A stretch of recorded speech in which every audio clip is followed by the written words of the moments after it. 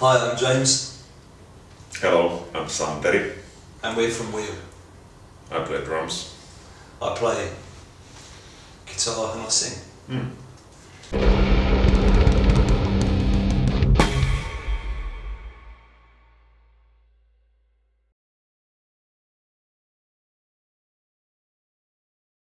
Back in, I don't know, 15 years ago or something, I started writing music in a similar style, and it was always a project I figured I'd get to one day.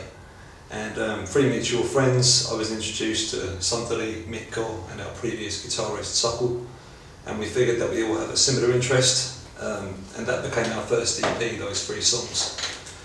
And since then we have been working together, and it's been more of a collaborative kind of effort. And it's a bit metal, it's a bit rock, it's a bit prog, it's a bit grungy, it's kind of all of that stuff together.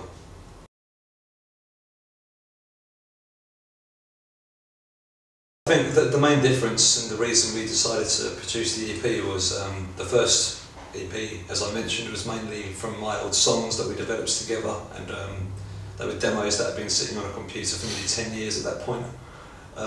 And we wanted to do something which was more collaborative, where everyone had more of a creative voice, because we changed everything about the first 3 songs, but from the ground up, the basic ideas, they came from the group, the 4 of us. Please, the lead track, that took a very long time to find a version we were all happy with. I think for nearly 6 months we were tweaking and changing that. Yeah, about. Then Pyre, that was a real mixture of stuff. I'm not really sure what to say about that one. There's a lot of stuff in that song. Yeah, and it was the process with that song was also pretty long. We tweaked it for months, and then actually the last bits were created in the studio when we recorded it. So it was kind of a new way of working, at least for me, and I guess for the whole group. Yeah, and I think one of our fundamental flaws is we are democratic to a fault, so whenever anybody wants to change something, we always do. It's just a question of how, not if. So that makes it take quite a lot longer sometimes, but we just keep thinking that way. Hopefully everyone likes the songs when we play them live, and it's something we feel represents the 4 of us.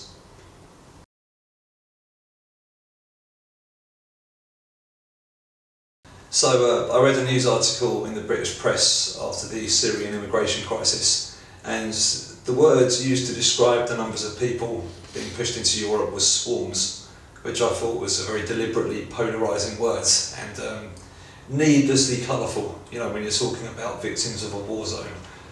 You know, I accept people have different opinions about immigration as an issue, and it should be discussed, but it's not this binary good or bad thing.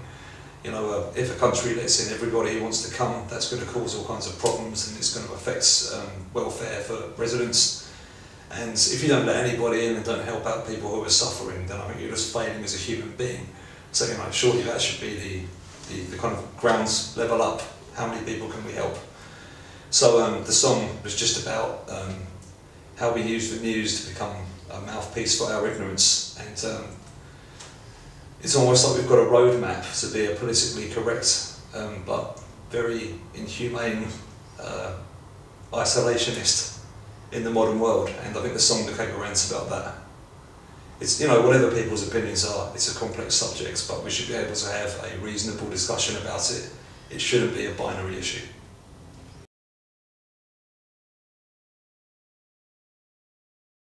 That's kind of broader corporate destruction. You know, I remember there was something on NPR I listened to a few years ago where some company was trying to get the American government to approve its right to drill in the Arctic Circle. And I remember hearing it thinking, well, that's a really terrible idea, but it's nearly definitely going to happen because that's the world we live in and that's the way things go. So I guess it's just kind of discussing that broadly and how there's this great cartoon I saw in a newspaper a few years ago where it's a boat with the bottom ends tipped up, and the bottom of the boat there's someone rapidly bailing water out of it, and the 2 people sat in the top, one guy says to the other, "I'm really glad we're on this side." And I thought that was quite a good metaphor for, you know, how we're destroying the environment in a way which is nearly definitely going to affect us in the future.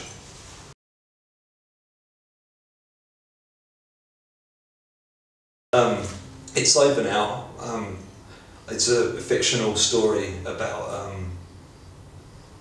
one of these, you must have heard about these institutions in America where they send gay teenagers to be converted to be straight.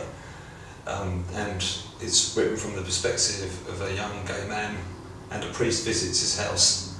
And just how I imagine someone must feel being in that situation. So it's fiction, but I think there's a lot of truth in it.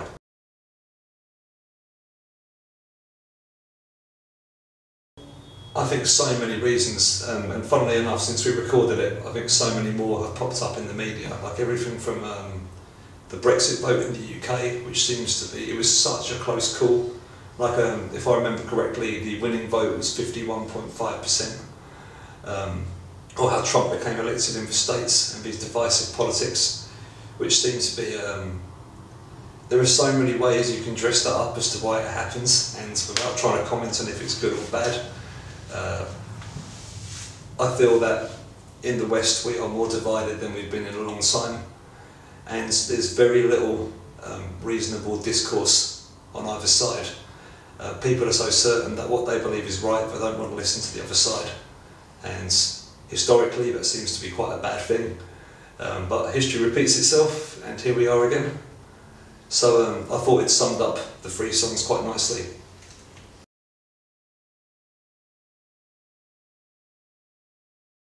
Even if we kind of categorize ourselves as progressive metal, as we kind of decided to do, because it might be easier for people to recognize and find us and stuff like that, but still we kind of we're a group of individual players as well.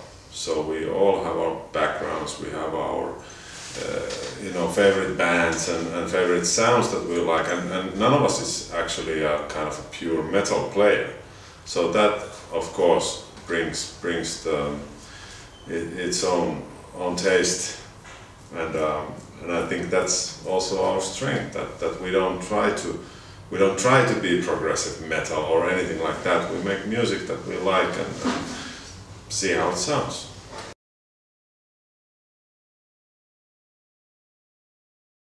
That is a very good question. I think that the most notable one was in January this year, our guitarist Taco Martilla decided to leave the band and pursue other projects, and we recruited Ronnie Seppanen to replace him.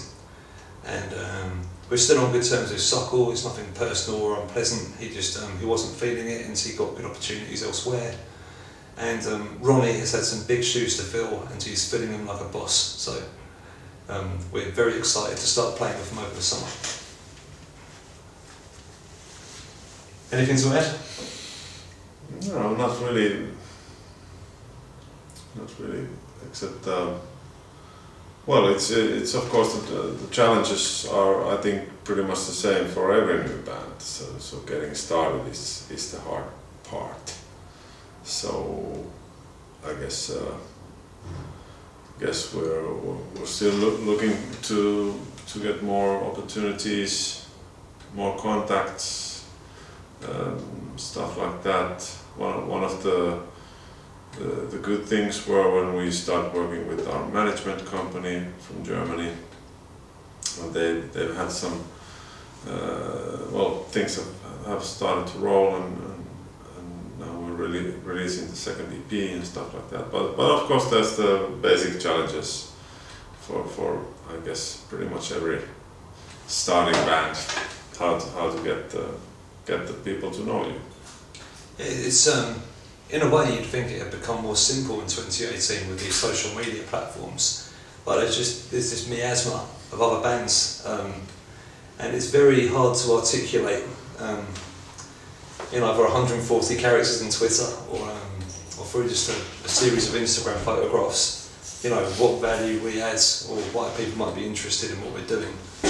I mean, we put a lot of time, effort and attention into what we make, and we really care about the art first.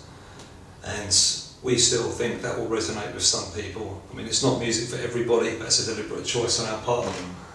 But yeah, I guess we're still looking to find our people.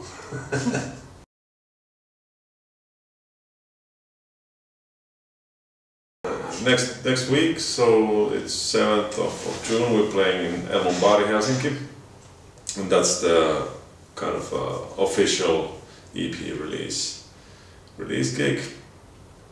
So that's the only thing in June, and then in August we have some gigs in Germany.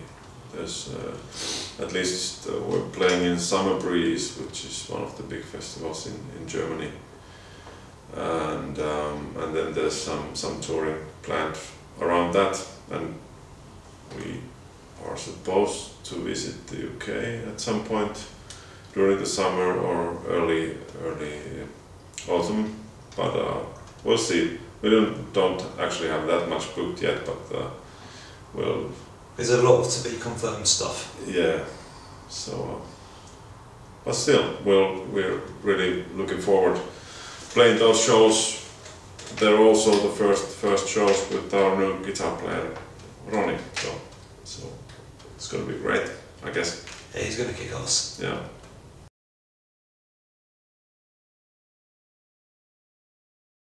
Please check out our music, and if you've got even a passing interest in any of the bands we've been speaking about, then we think you might enjoy it.